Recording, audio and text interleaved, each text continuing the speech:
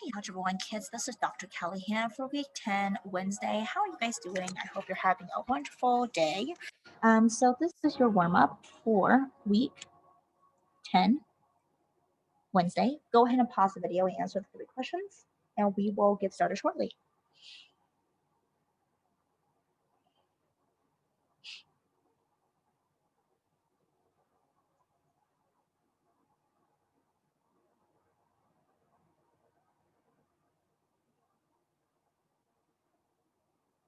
All right, yesterday when I went over this with you guys in class, we talked about substitution, and there are several steps we're using for substitution. The first one is make sure you have solved for one of the equations. So one of them has to either be like x equals something, or y equals something, or a equals something, but it has to have a letter to equal to something. Okay, that's the first step. Then you're going to substitute, and that's the word substitution. Substitute means replace into the second equation. Third step, you're going to solve for one of the letters.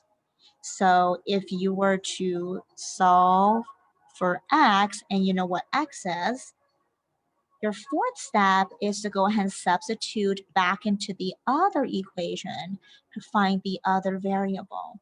So if you already solved for x, then you need to find the other variable, or y. Or if you went ahead and solved for y, you need to find x. It always has to be like the other counterpart. And your last one is to go ahead and check.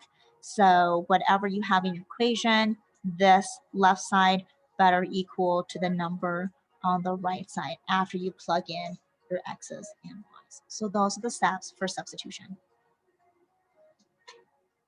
So for example, this is our example here. Let's take a look at this. Y equals 4x. Okay, so first thing I'm going to do is I'm going to take that, replace it right here for y.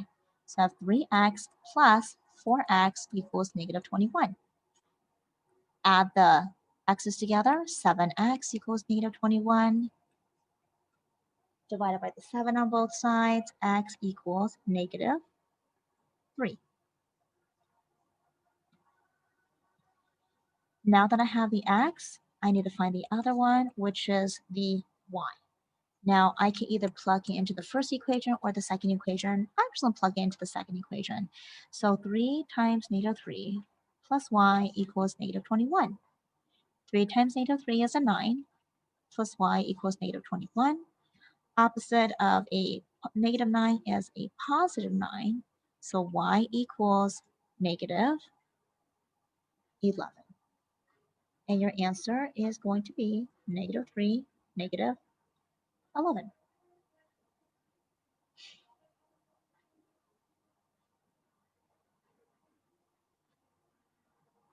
I'm sorry, hold on a second. This doesn't look right. No, 12, sorry, 12. And I know that because I quickly checked this and I'm like, 4 times negative 3 does not equal negative 11, so that's not right. So your last step is to check. So you can do 4 equals 4x, y equals 4x. So y is a negative 12. 4 times negative 3 indeed is negative 12. So check. And that's how you check your answer. All right, so the first activity I'm gonna have you guys do is you have this piece of paper in front of you, and this is also your quiz for the day. So what I want you guys to do is go ahead and pause the video and answer the following questions. Your questions are right here: 1, 2, 3, 4, 5, 6, 7, 8, 9, 10, 11, 12, 13, and 14. So here, what I'm asking you guys to do is to find the x and y values, just like we did on Monday and Tuesday, using graphing and then also substitution. So make sure you have the answers for this on a separate piece of paper. You can go ahead and pause the video if you need to. To help you out, I'm going to actually go over one of the questions with you guys. Let's go ahead and go over question number 6. Okay. With question number 6, the first one, it's in standard form, so you have to solve for y. So y is equal to, if I move the x over, it's a negative x plus 0. So let's graph that. Start at 0, down 1 over 1, down 1 over 1, down 1 over 1, and here is my line.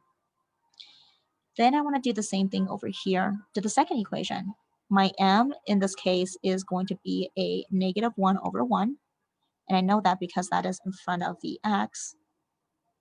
And then my b is at 0. So start at 0.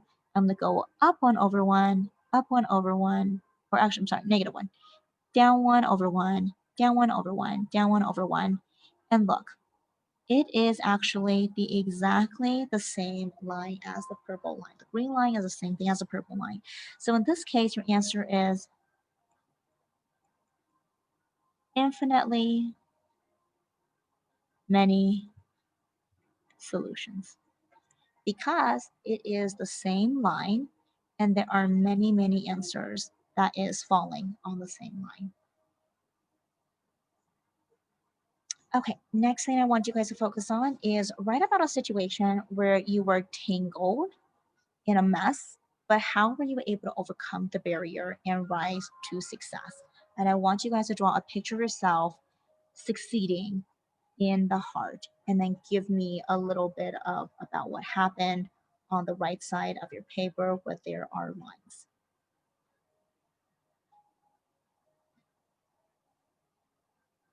All right, and the very last thing I want you to do is, this is one of my favorite quotes right here where it says, mistakes are proof that you are trying. And you can go ahead and just color it if you're done with the quiz to give yourself something to do SEL wise. And just take this moment to relax and enjoy your day. All right, you guys, make sure you complete the quiz and turn it in class. It is out of 14 points. Have a wonderful day. Talk to you guys next time. Take care.